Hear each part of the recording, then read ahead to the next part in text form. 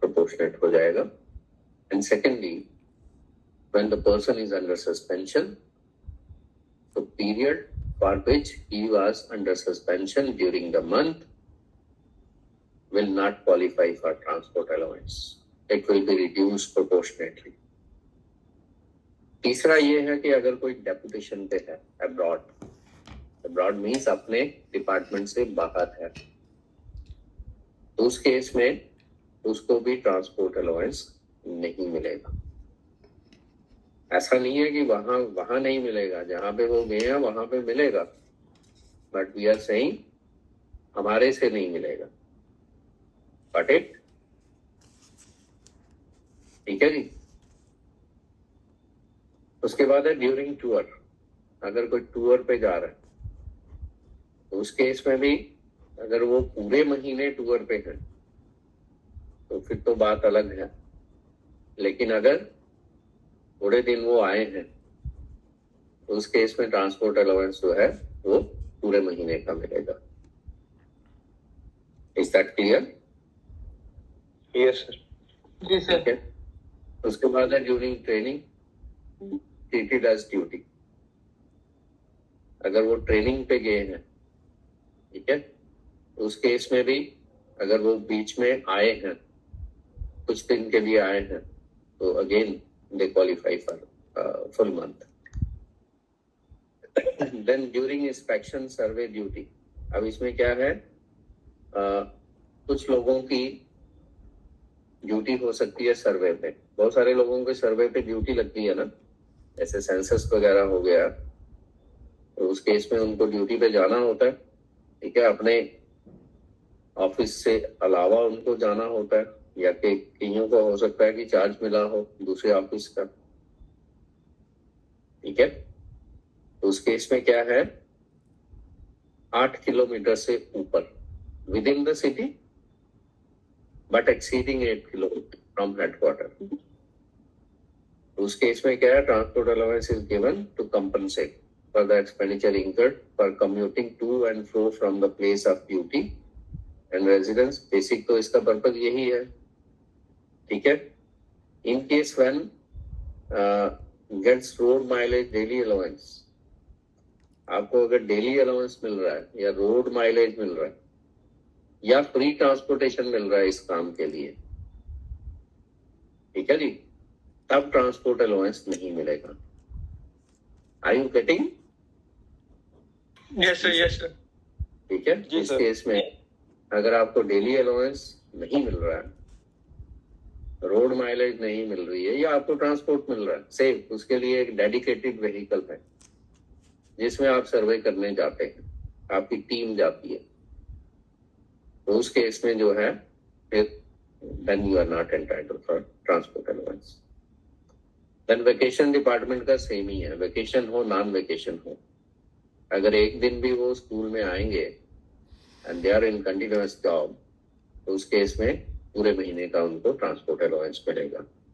Suspension का हमने पहले ही जिक्र कर दिया कि सस्पेंशन वाले केस में प्रोपोर्शनेट मिलेगा. अगर वो उस महीने में सस्पेंशन में है और पार्ट ऑफ द मंथ जो है वो सस्पेंशन से बाहर है, तो फिर जब वो सस्पेंशन से बाहर वाला जो पीरियड है उसके लिए उनको ट्रांसपोर्ट अलाउंस प्रोपोर्शनेट मिलेगा. सर सस्पेंशन में होता है 50% सैलरी अगर मिल रही है आपको. ओके सर, लोगों ने काफी देर से सस्पेंशन में रहते हैं, ऐसे 4-4 5-5 साल भी. जी जी जी. लेकिन उनको 50% या 75% सैलरी मिलती रहती है, तो उनको फिर मिलेगा? वो सैलरी नहीं होती, उसको सब्सिस्टेंस अलाउंस कहते हैं. ठीक है, तो उनको फिर वो 50% ये भी मिलेगा? नहीं मिलेगा. उस केस में आप देखें बिल्कुल क्लियर कट है. If you are under suspension, as a government employee under suspension is not required to attend office.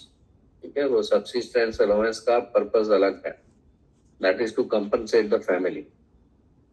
ठीक है, तो इसमें ये है क्लियर कट है, he is not entitled to transport allowance during suspension. अगर वो फुल कैलेंडर मंथ को कवर कर रहा है, अगर वो पार्ट को कवर कर रहा है तो जिस पार्ट में सस्पेंशन थी उसका नहीं मिलेगा, बाकी वाले का मिल जाएगा. ठीक है जी. ओके सर, ये वेकेशन स्टार्ट करके रिपीट कीजिए. वेकेशन स्टाफ क्या Points वेकेशन स्टाफ के लिए सेम है, जो नॉन वेकेशन वालों के लिए वेकेशन के लिए भी सेम है। अगर वेकेशंस हैं, ठीक है, और पूरे महीने के लिए वेकेशंस हैं, पूरे कैलेंडर मंथ को कवर कर रही हैं, then they are not entitled. And in case even 1 day is outside the vacations, they will get for full month. Is that clear? ठीक है। सो ट्रांसपोर्ट में तो ज्यादा नहीं था। ये कुछ जगह हैं जहाँ पे डबल रेट से है, बट आप देखेंगे इसमें पूरा J&K नहीं है, ठीक है। ओके, ये वाला दिख रहा है, children education allowance, visible. Okay, अब देखें ये कंटिन्यूटी में है, वो 472 था, ये 73 है, तो ये कंटिन्यूटी में इशू हुए थे। तब सेंट्रल गवर्नमेंट को ये भी लगता था कि स्टाफ को थोड़ा लगे कि हमें बेनिफिट हो रहा है। When there is reorganisation taking place, so they should have a feel that something they are getting over and above what they were getting earlier. उसी के रेफरेंस में ये भी आया था, क्योंकि सेंटर में तो थे, तो सेंटर ने एक्सटेंड किए थे यूटी के ऊपर भी। अब इसमें ये है, दो चीजें हैं, चाइल्ड एजुकेशन अलाउंस और हॉस्टल सब्सिडी, दोनों का यही वाला एसओ, ठीक है। नाउ इसमें है रीइंबर्समेंट 2 बच्चों तक की, 2 सर्वाइविंग एल्डेस्ट वंस। अब उसमें एक्सेप्शन भी है। एक्सेप्शन ये है कि अगर दूसरे चाइल्ड के केस में मल्टीपल हो जाते हैं, ठीक है, जैसे चाइना में सिंगल चाइल्ड पॉलिसी थी ना, ठीक है, लेकिन वहां पे भी क्या था, अगर जुड़वा हो जाएंगे तो गवर्नमेंट उनको मारेगी नहीं ना। अब तो खैर उन्होंने प्रमोट कर रहे हैं कि you should have big families, because हमने सरपास कर दिया उनको। सो उस केस में एक्सेप्शन है कि अगर सेकंड वाले चाइल्ड के केस में ट्विंस हो जाते हैं, मल्टीपल बर्थ होती है, then those are also covered. Even sterilisation अगर फर्स्ट टाइम फेल होता है तो उसके आउटकम में अगर चाइल्ड होगा, इवन दोस आर कवर्ड।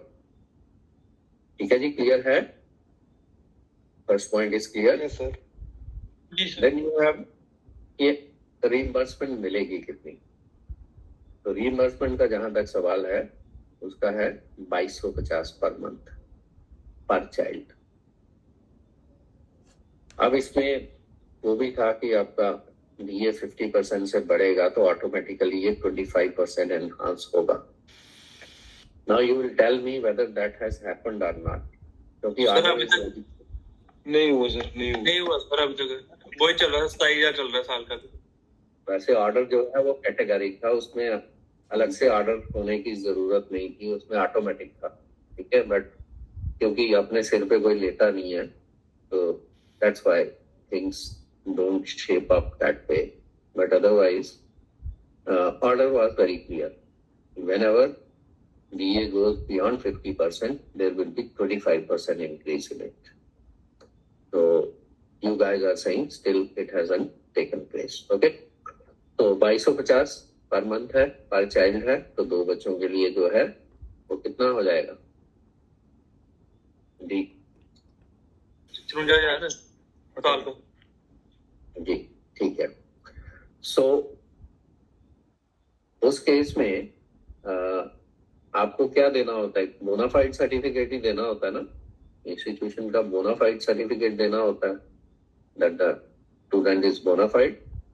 ठीक, इसमें आपको खर्चा भी कोई प्रूफ के तौर पे नहीं दिखाना है, जस्ट बोनाफाइड सर्टिफिकेट है and you will get a reimbursement. और रीइंबर्समेंट कब होती है? नॉर्मली किस महीने में मिलती है आपको?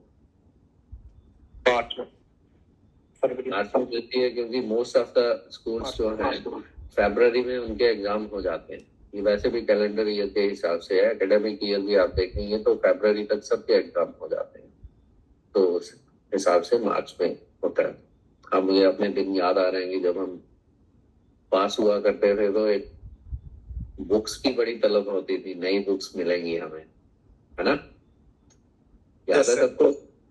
ठीक है, वो बड़ा एक फेस्टिविटी होती थी, हमें लेके घर वाले बुक शॉप पे जा रहे हैं और हम लोग नई नई बुक्स ले रहे हैं, कॉपीज ले रहे हैं. So that was unique experience. Still I can feel that. Okay, उसके बाद है जी सब्सिडी की बात करें, हॉस्टल सब्सिडी. तो उसका जो रेट है दैट इज 6750. लेकिन यहाँ पे एक्सपेंडिचर से वो रिलेटेड है. ठीक है, ये ऐसा नहीं है कि ये हर समय आपको मिलेगा. ये इसका एक्सपेंडिचर जो है वो दिखाना पड़ेगा. और सेकेंडली इसमें ये भी है कि उस इंस्टीट्यूशन का कंडीशन भी है, कितने किलोमीटर दूर होना चाहिए जी. एक तो वो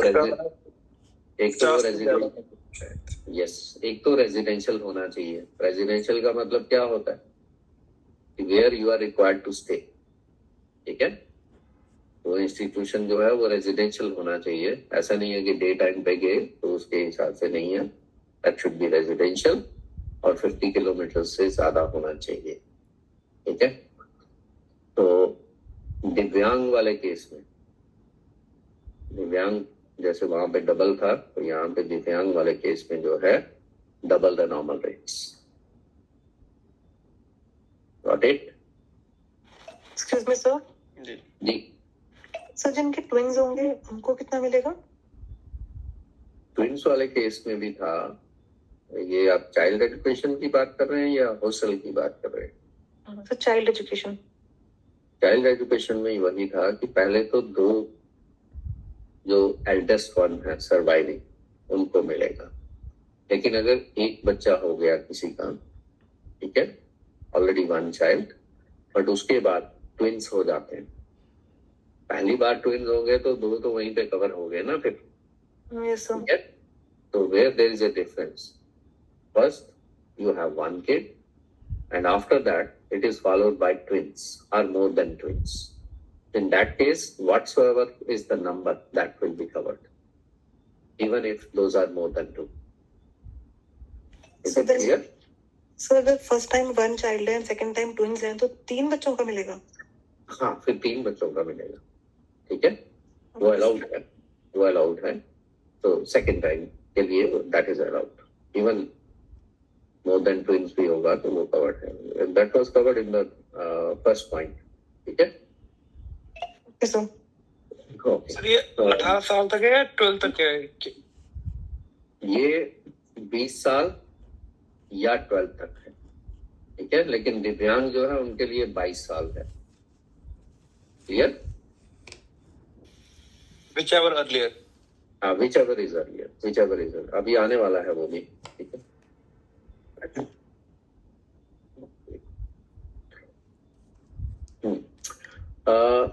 उसके बाद जो पॉइंट मैं डिस्कस कर रहा था आपके साथ, ये जो रेट है इसमें ये था कि ऑटोमेटिकली रेज होंगे 25% every time DA on the revise पे स्ट्रक्चर ग्रोथ बाय 50%. अगर 50% जो है वो डीए हो जाता है तो 25%. ये प्रोविजन वहां रिटायरमेंट बेनिफिट्स में भी आया था ना, इसके रेफरेंस में आया था जी, इसके रेफरेंस में आया था.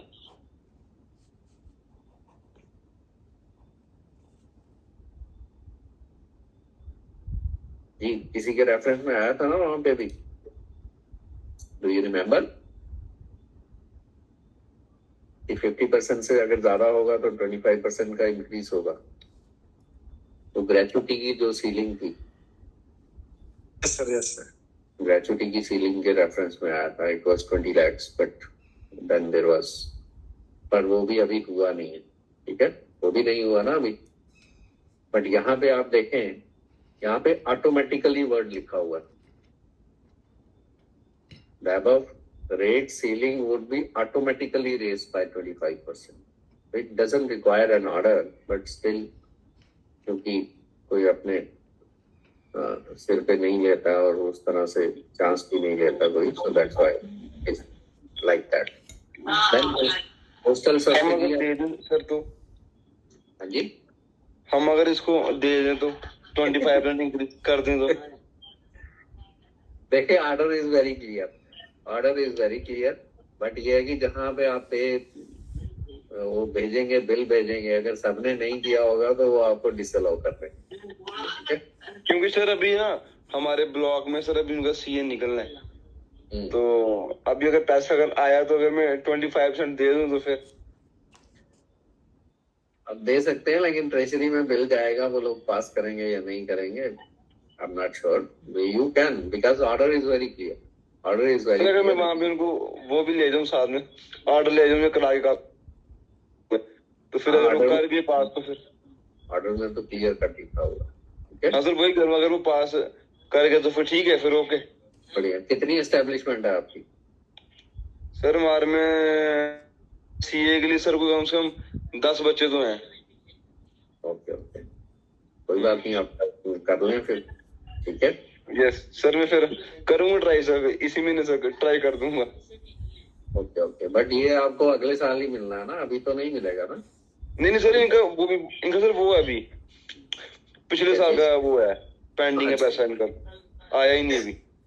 ओके, लेकिन फिर आपको देखना पड़ेगा पिछले साल 50% से अबव था डीए या नहीं था, वो देखना पड़ेगा आपको, ठीक है? कैलेंडर ईयर के हिसाब से चेक कर लेना, if it was 50 only then you can raise, ठीक है? इस साल का तो बढ़ जाएगा, बट पिछले साल का देख लेना आप, डीए के रेट जब रिवाइज हुए थे, are those fulfilling that condition or not?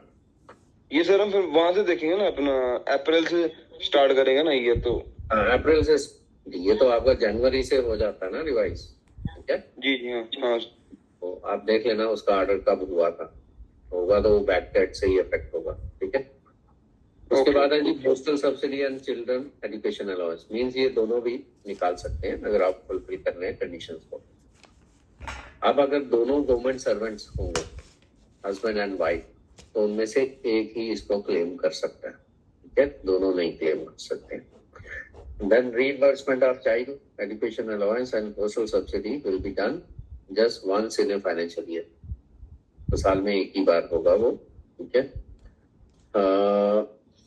Then hostel subsidy is applicable only in respect of the child studying. ये आ गया आपका वो वाला कंडीशन, एक तो रेजिडेंशियल होना चाहिए और located at least 50 kilometres from the residence of the government servant, at least 50 means 50 और मोर होगा तो चलेगा उसको, ठीक है? Is it clear? अब इसमें ये भी है कि जो चाइल्ड एजुकेशन अलाउंस आप ले रहे हैं या हॉस्टल सब्सिडी ले रहे हैं, उसका फेल होने से कोई वास्ता नहीं। अगर वो फेल भी हो जाता है तो that will not be debarring you from the benefit, ठीक है? या स्कूल चेंज हो जाता है तब भी कोई फर्क नहीं पड़ेगा, लेकिन इसमें एक ही एक्सेप्शन है कि अगर सेम क्लास में उसको दोबारा एडमिशन दिलाते हो आप, तो फिर ये एडमिसिबल नहीं होगा, ठीक है जी? क्लियर हुआ? सर ये मैंने चेक किया सर, ये 53% हुआ है लास्ट जुलाई से, तो फिर हम क्या करेंगे लास्ट ईयर के जुलाई से? हाँ सर। बस ठीक है, तो फिर तो फॉल कर जाता है उसमें। तो सर ठीक है, फिर दे दें, मतलब कोई इशू नहीं है। Okay, so hello sir, sir कोई अगर छोटी क्लास में एलकेजी में 2 बार निकालता है, मतलब सीए, मतलब एक साल वो कहता है उसी को रिटर्न रखता है उसी क्लास में एलकेजी में, तो एडमिसिबल है इसके लिए? देखें क्लास का वहां पे बिल्कुल कैटेगरिकली लिखा हुआ है, if the child is admitted in the same class, ठीक है? In another school, although the child has passed out of the same class in previous school or in the mid session, it shall not be reimbursable, ठीक है? तो same class नहीं होना चाहिए। Fail हो जाए वो अलग बात है, फेल हो जाए अलग बात है, स्कूल चेंज हो जाए वो भी अलग बात है, बट क्लास डिफरेंट होनी चाहिए। Is it clear? Sir ji sir एक जैसे अडॉप्टेड चाइल्ड होता है कि अडॉप्ट किया हो फिर नेक्स्ट वो मैरिज करता है तो उसके दो फिर बच्चे हो जाते हैं, तो उन केस में क्या है सर? देखिए, अगर आपने अडॉप्ट किया तो वो तो आपका पहला चाइल्ड माना जाएगा ना फिर, ठीक है? नहीं सर, एक केस आया था वो मैं आज देख रहा था, वो बोल रहे थे कि पहला अडॉप्टेड है तो अडॉप्टेड वाला तो ठीक है, बट वो सेकंड फिर मैरिज करता है और उसके 2 बच्चे हो जाते हैं, ठीक है। तो किसको वो फिर कैसे देना है उनको सीए? दो बच्चे इकट्ठे हो जाते हैं। हाँ वो तो नहीं डिफरेंट होते हैं सर। देखिए, उस केस में अडॉप्टेड चाइल्ड जो है वो भी उसका लीगल चाइल्ड ही है, ठीक है? जी तो सर, फिर जब उसकी मैरिज होती है तो उसमें फिर एक ही कवर होगा, क्योंकि 2 एल्डेस्ट होने हैं, ठीक जी है? सर। सेकंड वाले को एलिजिबल है ना सर? सेकंड जब वो मैरिज करता है तो वो एलिजिबल है? सेकंड वाले के लिए एलिजिबल है, लेकिन एक ही एलिजिबल है, दूसरा एलिजिबल नहीं होगा। दूसरा नहीं है सर, क्योंकि टोटल तो 2 ही होने हैं ना, टोटल 2 जी होने सर। हैं। हाँ, अगर मैरिज के बाद पहला ही ट्विंस हो जाते हैं तो फिर तीनों कवर हो गए, ठीक है? ठीक है sir ji. So rule remains the same because for all practical purposes, that child is also his child. Okay? Ji sir. Okay. उसके बाद ये है कि जो आपका किस क्लास से कहां तक होगा ये, ठीक है? अब इसमें डेथ वाला केस भी है, ये बहुत इंपॉर्टेंट है, मोस्ट इंपॉर्टेंट है ये। इसमें ये है कि अगर उस एम्प्लॉय की डेथ हो जाती है और जो स्पाउस है अगर वो जॉब नहीं करता, उस केस में ये अलाउंस और हॉस्टल सब्सिडी जो है दिस विल कंटिन्यू। कब तक कंटिन्यू होगी? जब तक अगर वो सरवाइव किया होता, जब तक उनको ये बेनिफिट मिलता, या मीन्स वो एज के हिसाब से भी है ना, चाइल्ड की एज के हिसाब से भी है, उसकी क्लास के हिसाब से भी है, तो जो उनके सरवाइव करने पे बेनिफिट मिलता वही उनकी डेथ के बाद भी मिलेगा। Is this point clear? This is very big benefit if you think in those terms. कभी एम्प्लॉय की डेथ इन हार्नेस हो जाती है। डेथ इन हार्नेस का मतलब हो गया ड्यूरिंग सर्विस उनकी डेथ हो जाती है, तो ये बेनिफिट आगे भी चलेंगे। कब तक चलेंगे?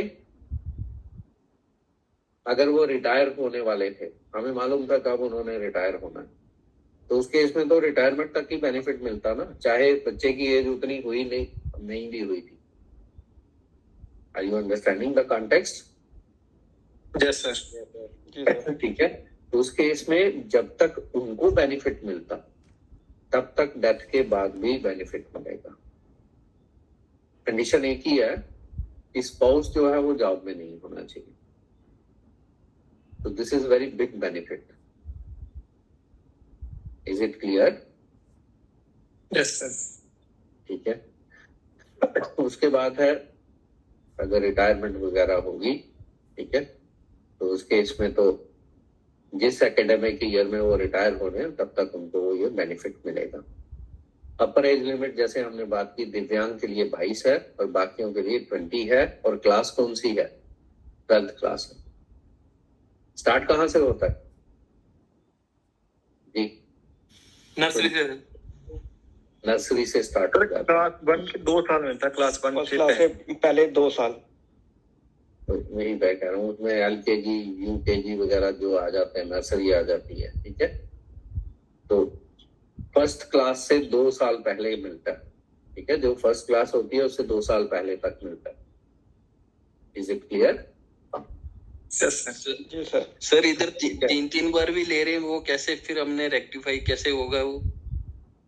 जैसे नर्सरी में भी ले रहा है कोई, LKG में भी ले रहा है, UKG में भी ले रहा है। हाँ, वैसे तो ऐसे भी केस आए हैं सर काफी।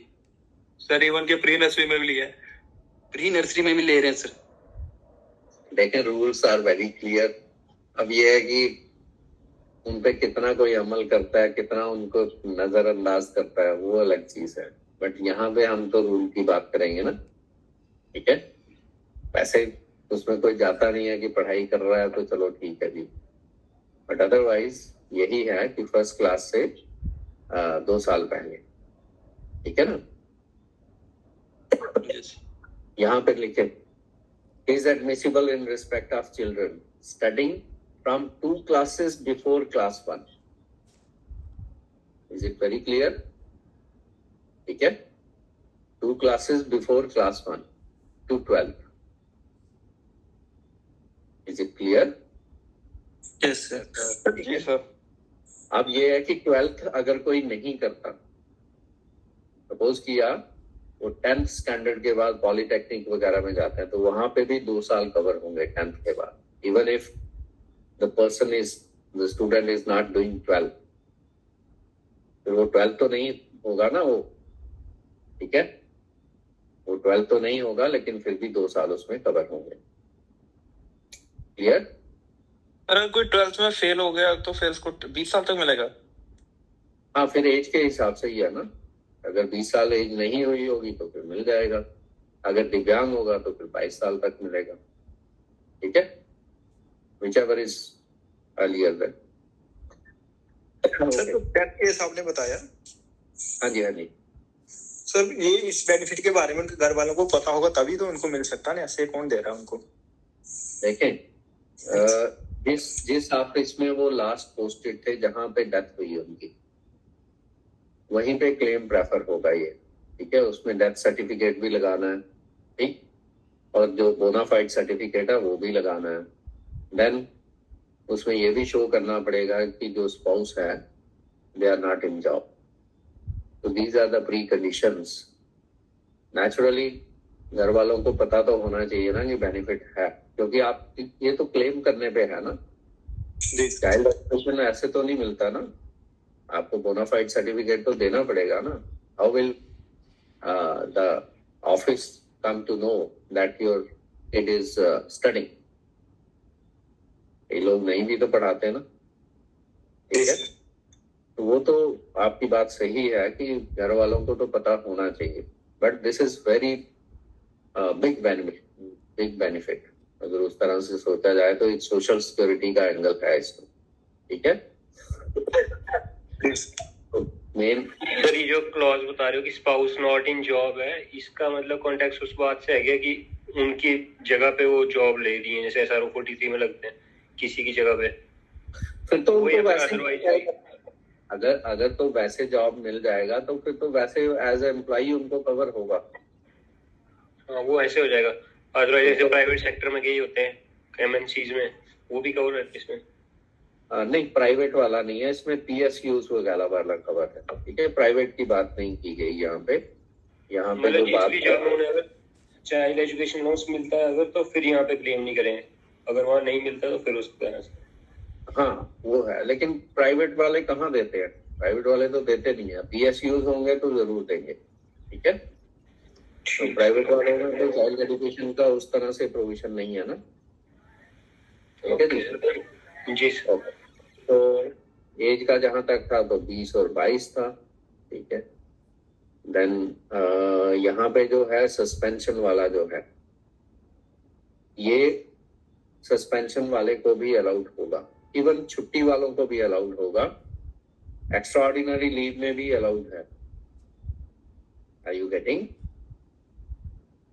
तो यहाँ पे लिबरल है, वहां पे क्या था, वहां पे सस्पेंशन में ट्रांसपोर्ट अलाउंस अलाउड नहीं था ना, प्रोपोर्शनेट था।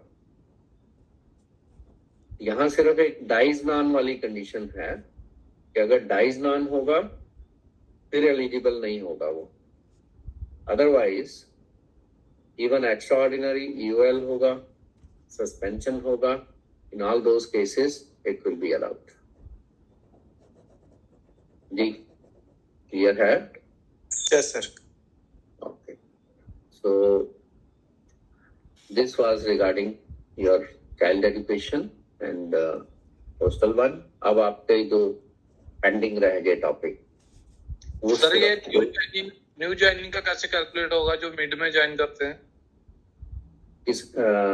उनका उस मंथ के आगे हो जाएगा ना फिर, ठीक है। तो पूरे साल का नहीं होगा, पूरे साल का नहीं होगा, प्रोपोर्शनेट हो जाएगा। फिर आप तो कोई जॉब में तो होना चाहिए ना आपको, तभी तो पूरे साल का मिलेगा। मेन तो वही बात है इसमें कि आप जब जॉब में नहीं है, how can you get the benefit for that? Okay, तो वो प्रोपोर्शनेट मंथ्स के हिसाब से हो जाएगा। Now I was telling that next week sir जो विंटर वेकेशन होती है ना एजुकेशन डिपार्टमेंट में, तो इनको टीए मिलता है सर? उसमें सीधी सीधी बात यही थी कि अगर वैकेशन डिपार्टमेंट में एक दिन भी उनको आना पड़ेगा महीने में, तो they will qualify for full month TA. लेकिन अगर वो छुट्टी पूरे महीने को कवर कर रही है, जैसे 40 दिन की छुट्टी होती है सपोज, तो 40 दिन में क्या पूरा एक महीना जा रहा है या नहीं जा रहा है? अगर एक पूरा महीना उसमें जा रहा है, complete calendar month, in that case for that month they will not get it. ठीक है?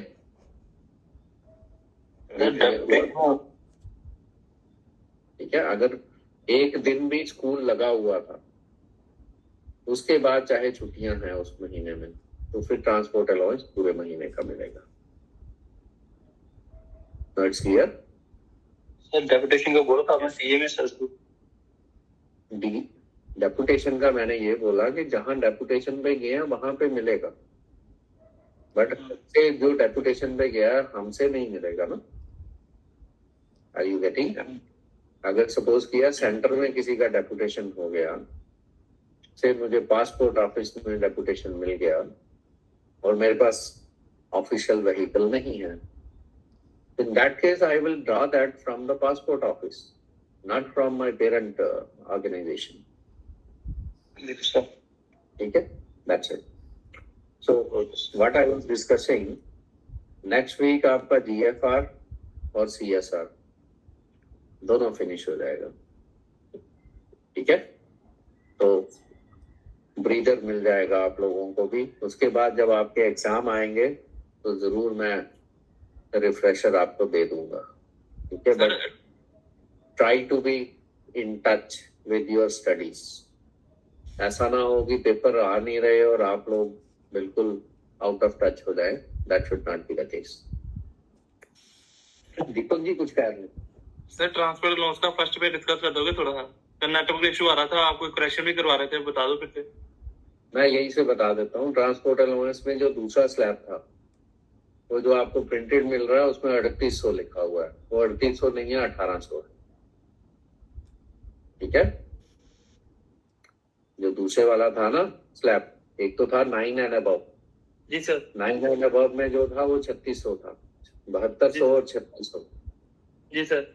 और उससे नीचे वाला जो था उसमें 3600 है और इस साइड पे 1800 है, वो 3800 नहीं है।